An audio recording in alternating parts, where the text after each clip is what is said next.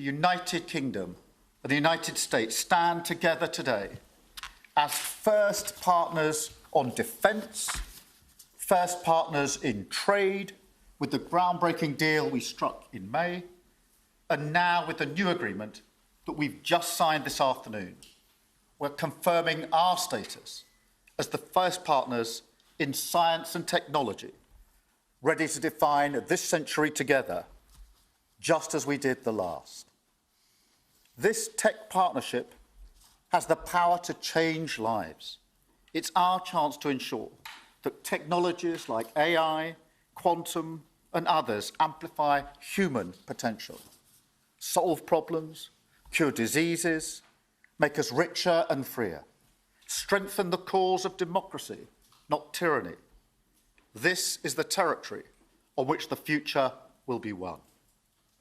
So this partnership today is a signal of our determination to win this race together and to ensure it brings real benefits in jobs, in growth, in lower bills, to put more hard-earned cash in people's pockets at the end of each month.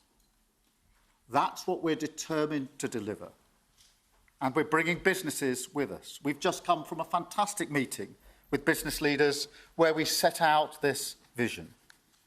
They have responded with new deals and investment, breaking every record that we have. £250 billion flowing both ways across the Atlantic. That is a record.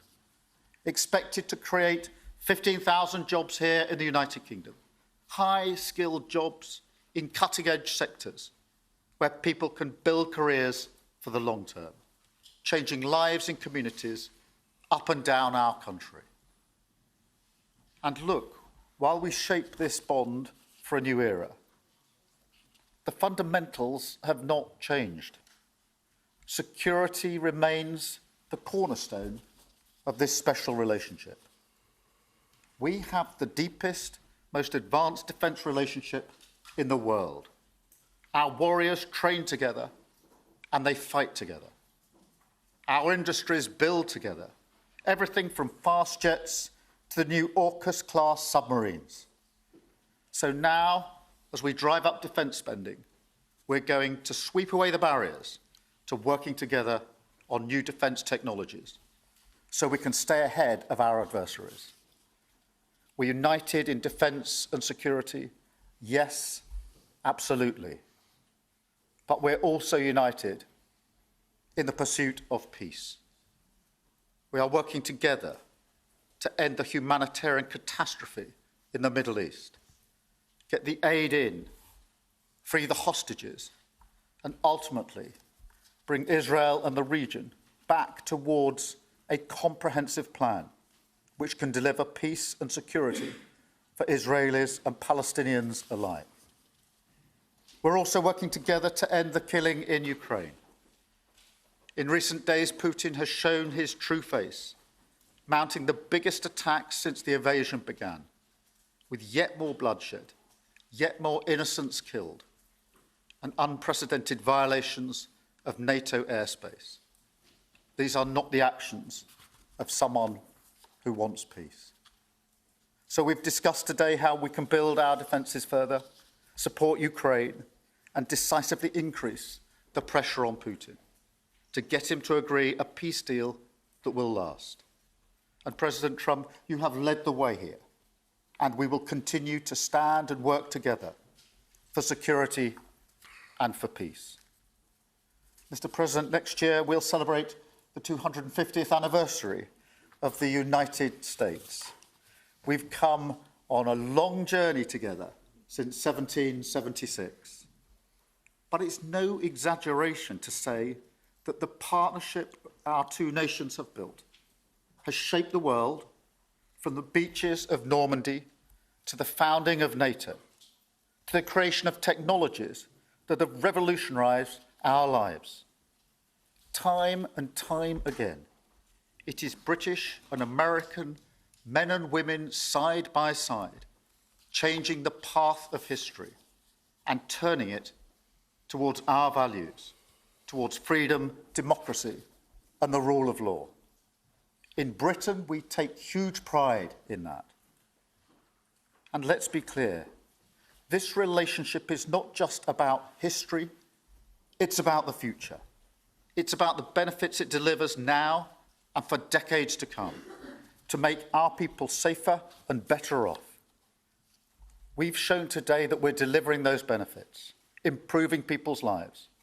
So we will go into that anniversary year more optimistic than ever and more confident than ever about our two great nations and what they can achieve side by side. Thank you. And it is now my pleasure to give the floor to Mr. President. Thank you. Thank you very much, very much. Prime Minister Starmer, Melania and I are tremendously thankful for the wonderful hospitality that you and Lady Starmer have extended today at Chequers. Quite the place, I must say, quite the place. And we're grateful beyond words for the spectacular honor of the state visit yesterday at Windsor Castle, hosted by His Majesty King Charles III and Her Majesty Queen Camilla.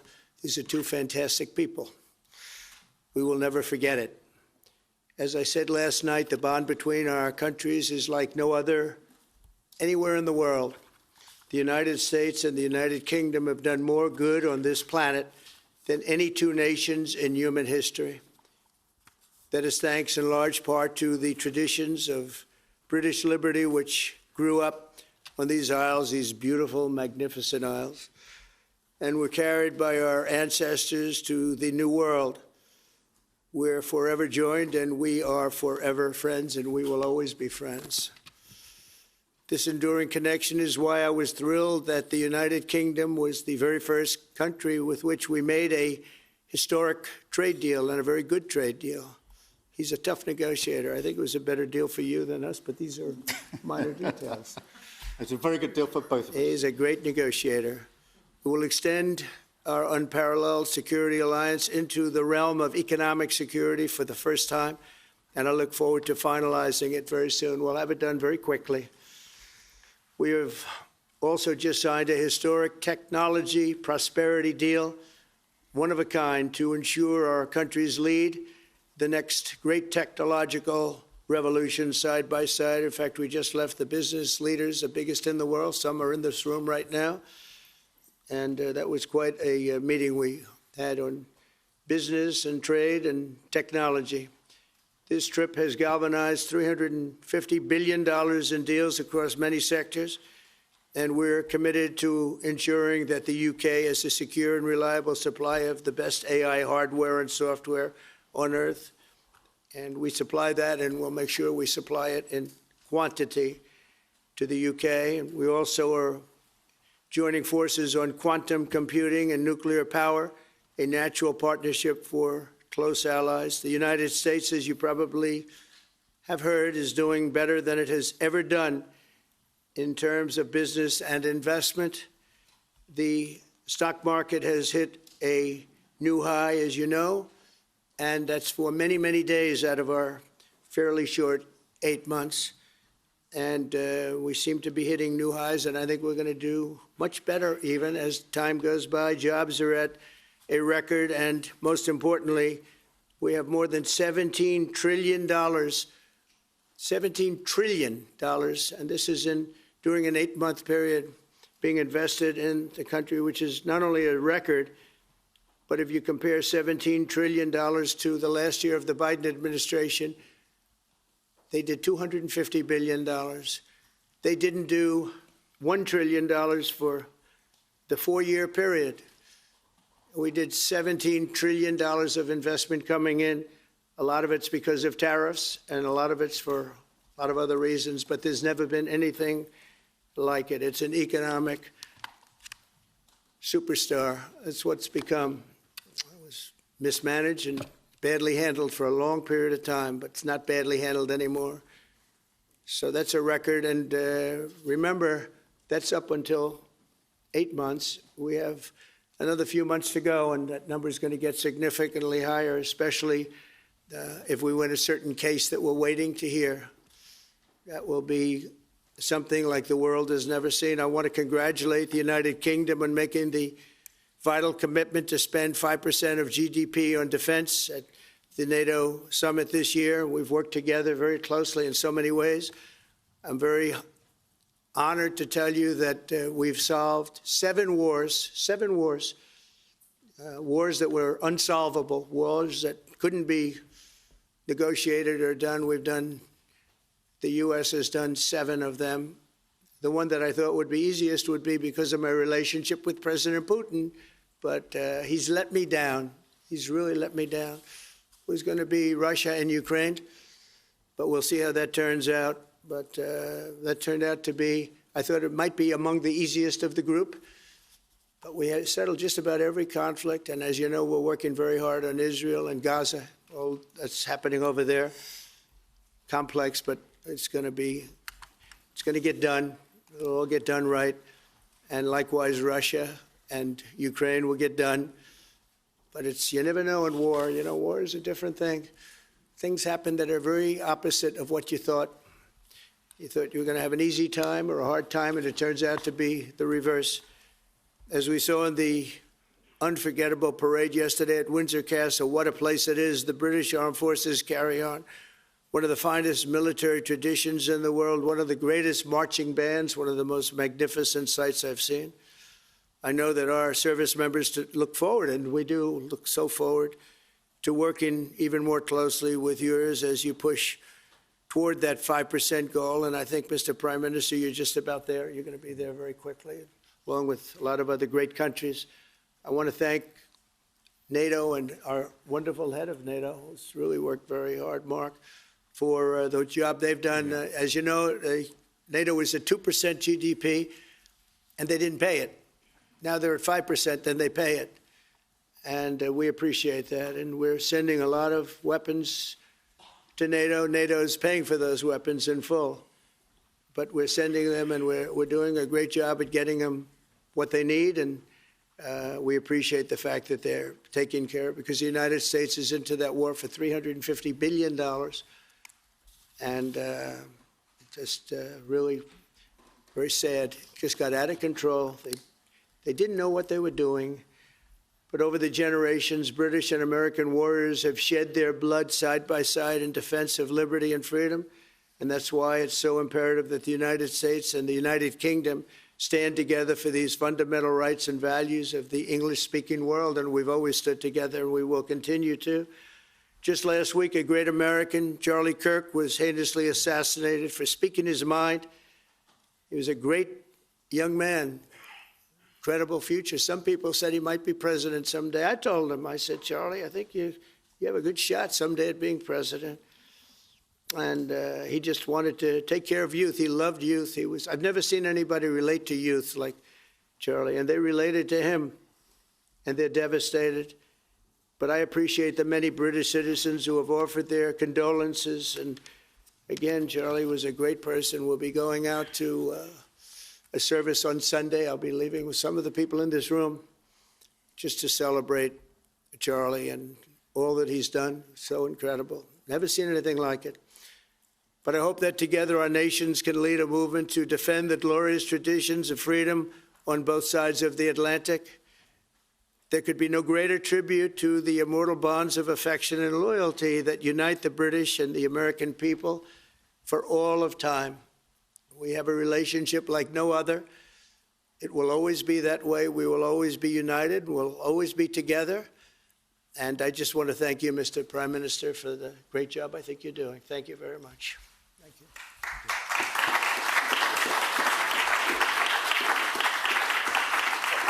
Thank you very much, Mr. President. We're going to take some questions. I'll call 2 or 3 to start with, and then I'll pass over to the President. I've got Chris Mason from the BBC first. Chris. Thank you both. Chris Mason, BBC News. Mr. President, the UK is expected to recognise a Palestinian state in the coming days as the killing in Gaza continues. It often seems that you're the only person that Israel will listen to. What more can you say to them to tell them to stop? And why is the UK's position on a Palestinian state, in your view, wrong? And Prime Minister, what will the recognition of a Palestinian state actually achieve? Is it not just gesture politics to appease people in your own party? Thank you both. Well, Chris, let me just start with that because we discussed this amongst other things. We had the best part of an hour, I think, upstairs earlier today, just one-to-one, going through a number of affairs, world affairs, in private. And we absolutely agree on the need for peace and a roadmap because the situation in Gaza is intolerable. The hostages have been held for a very, very long time, and they must be freed. And we need aid to get into Gaza at speed. And so it's within the context of a plan for peace, which we're working hard on, which not only did we discuss this morning, but our two teams have been working together on, that the question of recognition needs to be seen. And so it's part of that overall package which hopefully takes us from the appalling situation we're in now to the outcome of a safe and secure Israel, which we do not have, and a viable Palestinian state. Thank you. Well, simply, I want the hostages released now, right now, not 1, 2, we'll give you 3 more tomorrow, and, you know, like it's been, but we're the ones that got all the hostages released. We got many, many came to the Oval Office, and I've heard stories like I've never thought even possible. There was no humanity, no anything. I said to them, I said, was there any warmth shown during this stay, like they offered you a little extra meal, they gave you a little smile, and they said, don't worry, you'll be okay. And every one of them said, not even a little bit. Amazing, you know, to think that during this stay, long stay, in some cases, we had a man the other day, 451 days he was there. I always ask that question. And was there any warmth shown? Just a little word of, you know, encouragement. And the answer is every time, absolutely not. I'm shocked to hear it, because in the worst cases, there's always somebody that comes through. We have to remember October 7th, one of the worst, most violent days in the history of the world, not just there, the history of the world. And I got to see the tapes, and I wish I didn't see them, actually, but I got to see them. And I want an end. I want the hostages released, and I think it's going to be okay. But it has been a brutal period of time. But this has been going on for a long time. This is not something that's over the last year, 2 years, but this has been for decades and decades.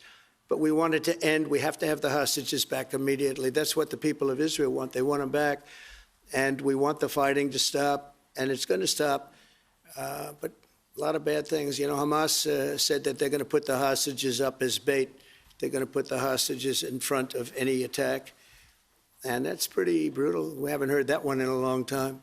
So we have to remember that. So I have a disagreement with the Prime Minister on that score. Okay? One of our few disagreements, actually. Great. Can I take Jack from The Sun? Jack. Thank you both. Jack Ellison from The Sun. Mr. President, in the 9 months you've been in office, you've been incredibly successful in all but eliminating crossings on your southern border. Yeah. Meanwhile, illegal migration is at record levels in Britain. The Prime Minister is trying to tackle that. What advice would you give to the man standing next to you on trying to stop illegal migration in Britain? And Prime Minister, if I can just ask, the President is all about drill, baby, drill in terms of trying to secure American energy and cut bills for Americans. Meanwhile, you are turning Britain's back on oil and gas in favour of renewable energies, such as wind turbines. Why do you think that you are right and he is wrong? So we had millions of people flowing in, totally unchecked, totally unvetted from the Biden administration. 25 million, in my opinion, that would be about 25 million. They came from prisons, they came from mental institutions, they were gang members, they were drug dealers. They came from the Congo. They came from all parts of South America. They came from everywhere. Think of it, prisons from the Congo being released into the United States, prisons opened up in Venezuela and many other countries pouring into the United States. And I couldn't believe it. And one of the reasons I decided to run. I decided to run because I don't want to be controversial. But you see what's happened, and you see all the information that's come out. We won in 2020 big. And I said, let's run. We got to run, because I saw what was happening. And the worst thing that I saw was all of these people. You know, we've already solved inflation. We've solved prices. Oil is way down. Energy is way down in the United States. But what what I saw happening with millions of people pouring into our country, I couldn't stand to watch it. And we've done a great job. Nobody, if you've seen the last, I appreciate your question, by the way, nobody, absolutely zero, and I'm not even sure that's possible, but it's a very liberal group that come out with those statistics. The last 3 months, we had zero. From millions of people a year ago, we had zero people enter our country illegally. And we do have people coming in legally through a legal process and testing and lots of other things. I think it's very important, and we speak about it. And I think your situation is very similar. You know, you have people coming in, and I told the Prime Minister I would stop it, and it doesn't matter if you call out the military, it doesn't matter what means you use, but it's going to destroys countries from within. And we're actually now removing a lot of the people that came into our country. It's a very hard chore. We were given a very, very bad hand. Millions of people came in from prisons and mental institutions. We have to remove them. And we are removing them. We have no choice. And I feel very strongly about it. Thank you very much. Jack, let me just deal with the question of returns, because this is obviously an issue we're taking incredibly seriously. We've struck a number of deals both on cooperation with other countries, because this is a problem right across Europe, to tackle the problem of actually breaking up the gangs that are running this trade. We have had a record number of returns, over 35,000 now since we came into office. That's the highest number for the best part of 10 years. We struck the returns arrangement with France, and notwithstanding the challenges to that scheme, which you've seen in the last few days, a flight went off at 6:15 this morning, successfully returning someone under that scheme. So that is an important step forward. Obviously, there's no silver bullet here. There's a range of things that need to be done. But given the challenges of returning people, it is important that we're able to prove it can be done. It was done. It was done early this morning. So I can confirm that that flight went. It went successfully.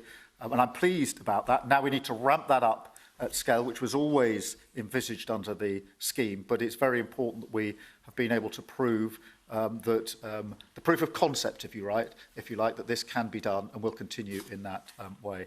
On the question of energy, firstly, let me be really clear that I am absolutely determined to ensure that the price and cost of energy comes down, so that bills come down both for individuals, for families, with their household bills, but also for business, because this is so important.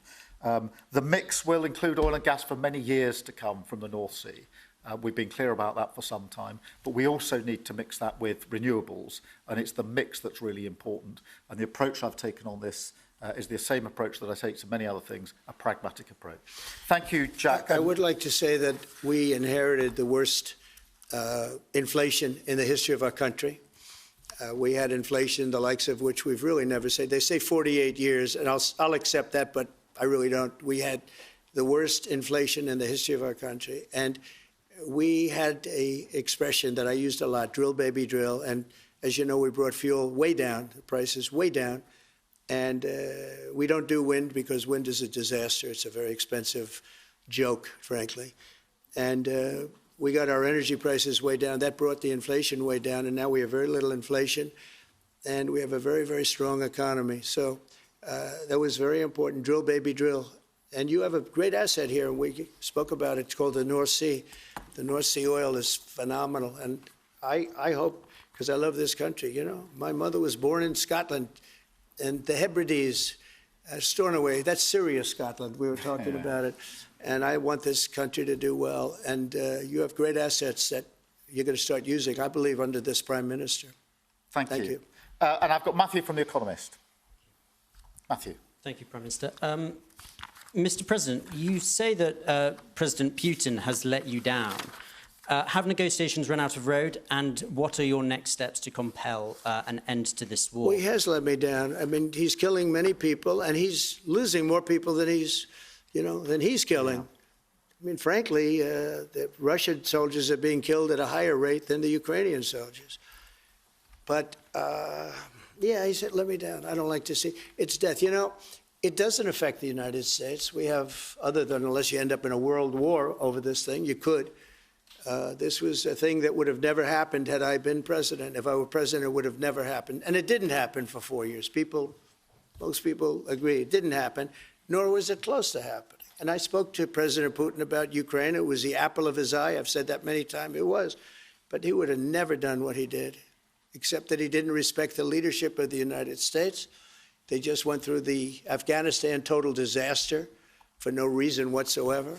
We're going to leave Afghanistan, but we're going to leave it with strength and dignity. And we're going to keep Bagram, the big air base, one of the biggest air bases in the world. We gave it to them for nothing. We're trying to get it back, by the way. Okay, that could be a little breaking news. We're trying to get it back because they need things from us. We want that base back.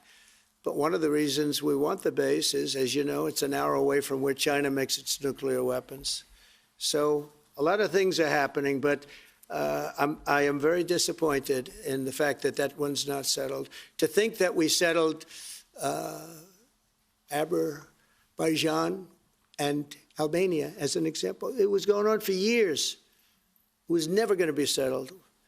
If you remember, the prime minister and the presidents, they were there for many years. They said, when they were in my office, we settled. And they started off at both sides of the Oval Office, so far away. I didn't know you could be so far away. And as we were together for an hour, they kept getting closer, closer. And by the time we finished, we all hugged each other. And one said, I've been in this position for 22 years, and all I've done is kill their people. The other was there for 7 years, and all he did was kill their people. And we got it settled. And we did others, as you know. The Congo, we settled the Congo with Rwanda. That was going on, and that was a machete war. That was a gruesome war. Many people, close to 10 million people killed. We got that settled. My biggest disappointment, but it's, you know, look, we did 7, and most of them were not thought to be settleable. We did India and we did Pakistan. That's 2 nuclear. That was purely for trade. You want to trade with us, you're going to have to get along. And they were going at it hot and heavy. But the Russia situation, I hope we're going to have some good news for you coming up. But again, it doesn't affect the United States. And look, it doesn't so much affect you. Of course, you are a lot closer to the scene than we are. We have a whole ocean separating us. But I will say this, it's millions of people have died in that war, millions of souls. And they're not American. The soldiers, mostly soldiers, as you know. The soldiers are being killed at levels nobody's seen since the Second World War. But they're being killed, and I feel I have an obligation to get it settled for that reason. Thank you. And just to add on that question, because we have to put extra pressure on Putin. And it's only when the president has put pressure on Putin that he's actually shown any inclination to move. So we have to ramp that pressure up. I think it's important to have this conversation in the context of what's happened in recent weeks. We saw damage and bombing to the British Council in Kyiv. These are targets that it was thought until recently were not targets that would be hit. The British Council, the European Union Embassy, the Council of Ministers, where President Zelensky's ministers' work was hit. Again, these were thought to be places that wouldn't be hit. And then the incursion into Poland last week. And if you put that together, what you can see is either an emboldenment or at least an increased recklessness on Putin's part. And that's why I said earlier that they're not the actions of someone who wants peace. So we have to ramp up. And we discussed earlier today, we have built the coalition of the willing with British leadership and French leadership, stepping up with military planning in the seas, in the sky, on the ground, and ramping up what we do with the Ukrainians themselves. And of course, that taken with an American guarantee is now an example, I think, of the challenge of Europe stepping up to the plate, which it has done in the last few months, to show through what we and the French have done that we're prepared to take the lead in this and take the necessary measures. But that's a war that could have been a third world war, and I don't think we're going to be there now. But that was heading to a third world war, and what a shame it is. What a shame it is. Mr. President, do you want to call some of the... I would love to call a few of them. Bev, do you want to have a question? I've got to come back to you. Bev Turner, GB News. Thank Having been in DC for a few weeks, it's really interesting to see how you run the country as a proud Christian leader. And it really begs the question to the Prime Minister, if you don't mind, are we still a Christian country? But also... when you say we, are you talking here or? Here. The Here? UK. I'm still British. I might live in America, I'm still British. But also... I can't give you that answer. That's for the Prime Minister. But also, despite what we talked about in Scotland a few weeks ago, we still have 12,000 people a year here being arrested for social media posts, for free speech violations. Does that not remain an important area that there is still a lot of disagreement on? I'd like to have you answer that. Yeah, look, I mean, in terms of... I was christened, so that is... my church has been all my life, and we are, that is wired into our informal constitution. Of course, we celebrate many other faiths as well, and I'm really proud that we're able to do so as a country. And on free speech, that has long lived in this country, free speech. It's one of the founding values of the United Kingdom, and we protect it jealously and fiercely, and always will, and we will bear down on any limits on free speech. I draw a limit between free speech and the speech of those that want to peddle paedophilia and suicide social media to children, and therefore I'm all for free speech. I'm also for protecting children from things that will harm them, paedophiles, those that peddle suicide, which has had a terrible consequence for individual, particularly teenagers. And so that's the balance we strike. But we have had freedom of speech in this country for a very long time, and we will always protect it. Thank you. Thank you very much. Brian, please. Thank you. Prime Minister, it's good to see you again. You have a beautiful country. Thanks for having us. Thank you for being Two here. questions. One, just recently, President Trump labeled Antifa domestic terrorists. Would you consider doing something like that in your country? Well, we obviously will take decisions for ourselves. I don't want to comment on the decisions of the President, but we take our decisions ourselves. And my question to you, President Trump, is there any update on the auto pen? Yeah, it's just gotten worse from their standpoint. The people that used it, and one in particular, one person, was never told by Biden to do it, only spoke to Biden twice, and that was just talking about the weather, not talking about any order. And he was taking orders from people other than Joe Biden. Joe Biden wasn't giving those orders. You know, Joe Biden didn't believe in open borders. He didn't. I've known him for a long time. He was never the brightest bulb in the ceiling, as we know. You can go back 40 years ago and you'll see that. Go back and take a look at the hearings on Justice Thomas, and you'll see that very much. But he didn't believe in open borders and all of this nonsense that they're peddling now, which is why they're not in office any longer. It's a shame. The auto pen was illegal. It was illegally used. He never gave the orders. He never told them what to do. And I guess the only one he signed, or one of the few he signed, was the pardon for his son. But you had the congressman who, when they got the information, they found out they were guilty, and they deleted and destroyed all information, everything. You couldn't get any of it. They found out that Nancy Pelosi actually was offered the 10,000 soldiers, and she turned them down. They found out many things that were very bad. So they deleted and destroyed all information. You talk about freedom of the press and freedom of speech. How about that one? And there's not a thing. This is after a year and a half of hearings. They destroyed everything. And somebody's got to be held responsible. So Biden, what he did is they knew, I don't think he knew, but somebody knew. I don't think Biden had a clue about anything, if you want to know the truth. But they gave a pardon to those Congress people. They gave a pardon. Those people are so guilty. They gave a pardon, but Biden didn't know about it. The people, whether it's Lisa or any of those people in there that really ran it, I know them all. And they're sick people. They're smart people. They're very smart. They're probably brilliant, but they're sick in ideology. and they were running the auto pen, and it was totally illegal what he did. And I hope it's going to be so adjudged. Do you want to take one more, and then I'll Okay. go back to some British? Let's see. Peter, go ahead. Thank you, President Trump. In the deal that you're working on for the Chinese to sell TikTok to Yeah. an American buyer, Yeah. are the Americans going to have to come up with their own algorithm, or are they going to continue to use the successful but addictive Chinese algorithm? So what we're doing, and we're speaking to President Xi on Friday to see if we can finalize something on TikTok, because there is tremendous value, and I hate to give away value, but I like TikTok. It helped get me elected. In fact, Charlie said, "Sir, you ought to get on TikTok. You'd be great." I said, "Really? Tell me about TikTok." And we, as you know, we did unbelievably well with youth, like at a level that no Republican has ever even dreamt of. And in what, look, I think we won it for a lot of reasons, but that was a reason we won the election by such a big number.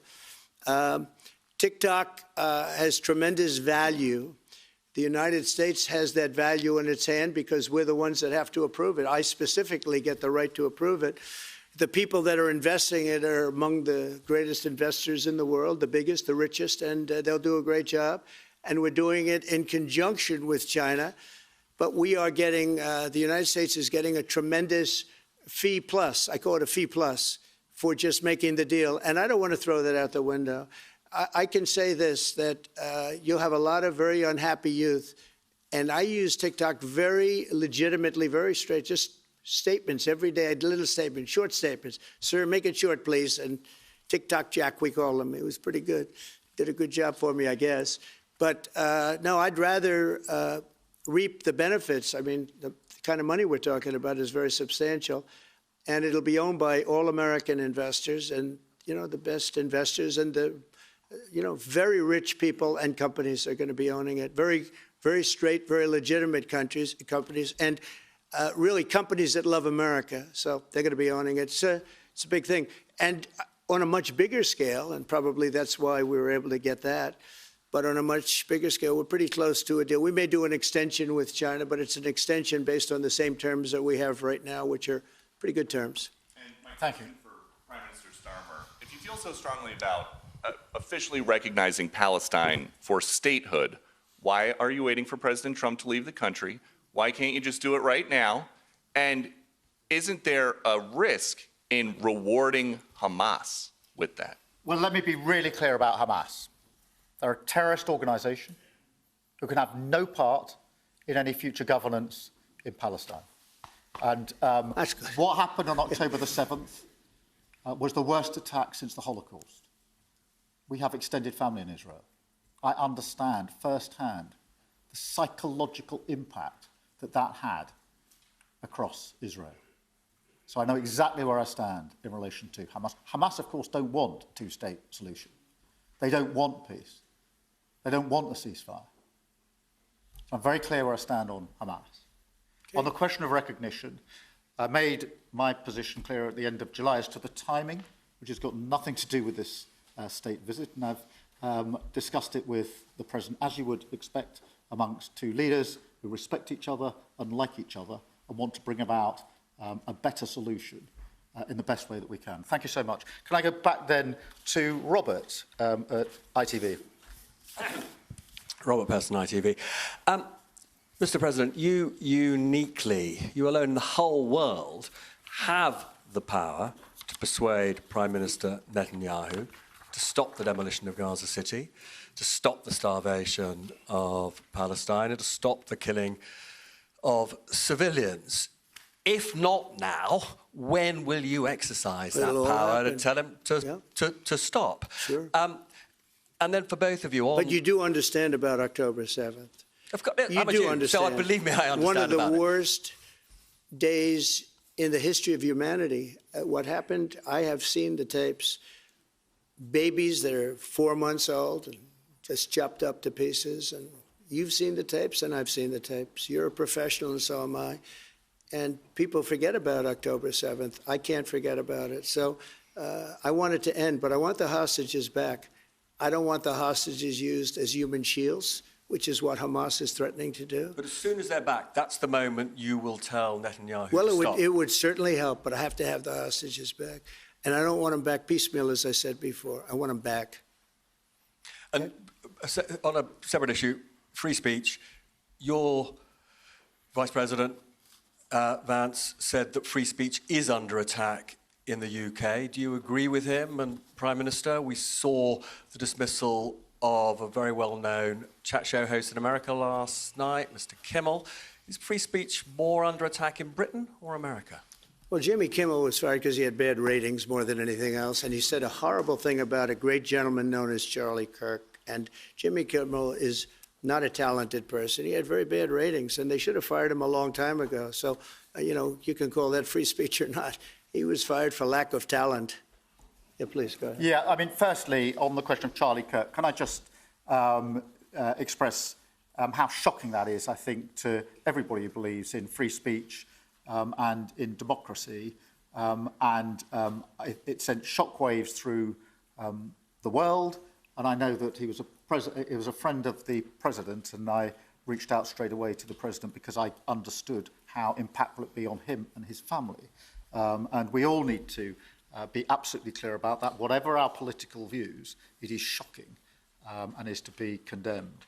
On free speech, not much to add to the answer I gave earlier. This country's had free speech for a very, very long time. It is part of who we are as a country, and it is the values that we fought for. We fought for it during the Second World War alongside each other. So we need no reminding of the importance of free speech in this country. Thank you, Robert. And I go to Beth for the final question, please. Beth. Thank you so much. Sky. Thank you, Beth Rigby, Sky News. Thank you, Prime Minister. If I could start with you. Prime Minister, President Trump has said he's ready to impose major sanctions on Russia if NATO countries stop purchasing Russian oil. He's got a point, hasn't he? Is that what you now believe is needed to bring Putin properly to the table? And what's your message to the President on US sanctions? And Mr. President, if I may, the King praised your personal commitment last night to finding solutions to the world's most intractable conflicts. You have invested much of your time and effort in Ukraine. But even as you seek to broker a deal, President Putin is escalating the war. He's firing drones into NATO airspace. You say he has let you down. Was it a mistake to invite him to Alaska? Do you regret it? No. And is it time to squeeze him, sir, and scare him and impose sanctions? And finally, if I may, the elephant in the room, Lord Mandelson, he is no longer the ambassador. Do you have some sympathy with him that he lost his job over historic links to Jeffrey Epstein? Thank you very much, sir. I don't know him, actually. I had heard that, and I think maybe the Prime Minister would be better speaking of that. That was a choice that he made, and I don't know. What is your answer to that? Well, I mean, it's very straightforward. Some information came to light last week which wasn't available when he was appointed, and I made a decision to come out, and that's very clear. On the question of the pressure on Putin and on Russia, which is obviously really important, look, I think it is a challenge to Europe. There are a number of European countries which are too reliant on energy from Russia. The UK actually obviously has almost got nothing at all, but we do need to bear down and work with our European counterparts here. There are one or two countries, I think, that do need to look again at the question of energy. There's no one silver bullet here.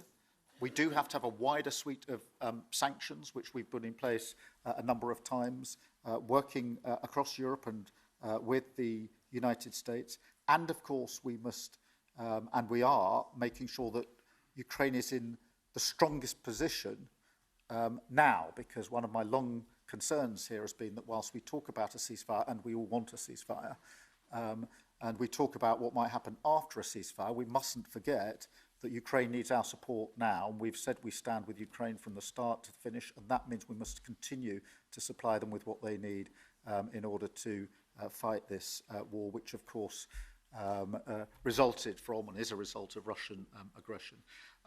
We have particularly done the sort of leadership role in the coalition of the willing, so that if there is a ceasefire and if there is a deal, and I do hope there is, that is then lasting and not then broken, because given previous history, I don't trust Putin. Thank you. Very simply, if the price of oil comes down, Putin's going to drop out. He's going to have no choice. He's going to drop out of that war. And when I found out that the European nations were buying oil from Russia, and as you know, I'm very close to India. I'm very close to the Prime Minister of India. I spoke to him the other day, wished him a happy birthday. We have a very good relationship. He put out a beautiful statement, too. We have, but I said, I sanctioned them. China is paying a very large tariff right now to the United States. But I'm willing to do other things, but not when the people that I'm fighting for are buying oil from Russia. If the oil price comes down, very simply, Russia will settle. And the oil price is way down. We got it way down. We're drilling and we produce more oil than anybody else in the world. We're doing a lot. But I was disappointed to see that. And the Prime Minister was disappointed to see that. And it wasn't him. It was other countries. And you can't do that. You can't do that. You can't. That's not playing fair with the United States. And we can't have that. Thank you. Thank you very much indeed. Thank you. Thank you. Thank you. Thank you. Thank you.